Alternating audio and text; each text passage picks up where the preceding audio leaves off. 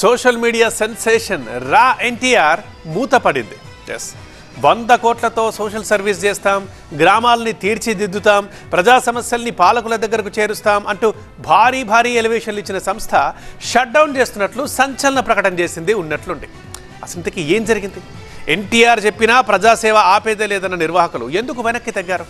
కావాలని ఆగిపోయారా లేక ఎవరైనా ఆపేశారా?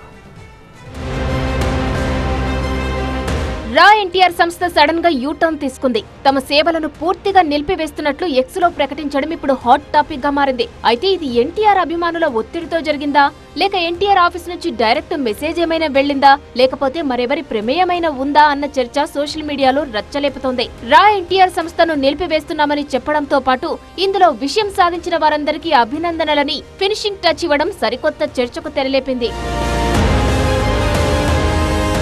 ఊరు వాడ పేరుతో సుమారుగా 100 కోట్ల సేవా యజ్ఞం చేపడుతున్నట్టు రా ఎన్టీఆర్ సంస్థ ఆర్గనైజర్ సాయి రూప్ ఓ సంచలనమే సృష్టించారు. ఫ్యాన్స్ వద్దన్నా తమ హీరో ప్రతిష్ట దెబ్బతింటుందని పలువురు కంప్లైంట్ చేసిన రా ఎన్టీఆర్ తో తమకు ఎలాంటి సంబంధం లేదని, ఎన్టీఆర్ ఆఫీస్ నుంచి అఫీషియల్ అనౌన్స్మెంట్ వచ్చినా ఏమాత్రం తగ్గకుండా ఈ నెల 18న తిరుపతిలో మీటింగ్ పెట్టి తమ ఎజెండా ఏంటో వివరించారు సంస్థ ఆర్గనైజర్ సాయి రూప్. అభిమాని అంటే నలుగురికి ఉపయోగపడాలి అని ఎన్టీఆర్ మాటను దృష్టిలో పెట్టుకుని సేవా కార్యక్రమాలు చేస్తున్నామన్నారు.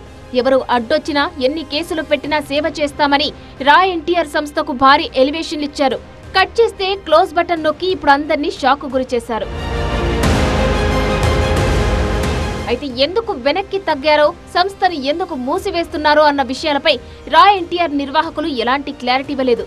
కానీ 100 కోట్ల నిధులు ఎక్కడి నుంచి వస్తాయి అన్న ప్రశ్నలకు సాయి రూప్ దగ్గర స్పష్టమైన సమాధానం లేకపోవడం, ఫలితంగా పెద్ద ఎత్తున విమర్శలు రావడం ఓ కారణంగా చర్చించుకుంటున్నారు. మరోవైపు ఎన్టీఆర్ అభిమానుల సంఘం కన్వీనర్ సైతం పోలీసులకు ఫిర్యాదు చేశారు. అలాగే ఆఫ్టర్ ప్రెస్ మీట్ రా ఎన్టీఆర్ సంస్థపై విమర్శలు మరింత పెరిగాయి. దీంతోనే రా ఎన్టీఆర్ సంస్థ సేవలను నిలిపివేసిందన్న ప్రచారము జరుగుతోంది. మరోవైపు ఊరువాడ కార్యక్రమాన్ని క్యాన్సిల్ చేయాలని 3 బలమైన వ్యక్తులు పోరాడుతున్నారు అంటూ తనదైన శైలిలో కామెంట్లు చేశారు సాయి రూప్. అయితే ఇప్పుడు వారి మాటలు నిజమయ్యాయా? నిజంగానే ఈ కార్యక్రమాన్ని నిలిపివేయడానికి కొన్ని శక్తులు పోరాడాయా?